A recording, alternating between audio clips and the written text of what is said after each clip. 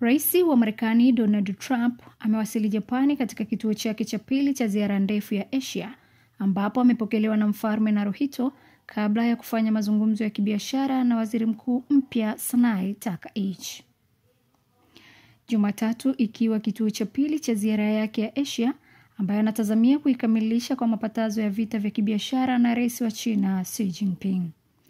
Trump, akiwa mwenye ziara yake ndefu zaidi tangu kurejea madarakani mwezi Januari, alitangaza mikataba kadhaa ya kibiashara ya madini adimu ya mataifa manne ya kanda ya Asia Kusini wakati wa ziara yake ya kwanza nchini Malaysia, na anatazamiwa kukutana na Xi Jinping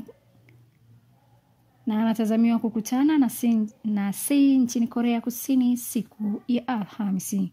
Trump anatazamiwa kuwa na dhifa ya kitaifa na Mfalme Naruhito wa Japan kabla ya kufanya mazungumzo na Waziri Mkuu wa taifa hilo Sanai Takaichi.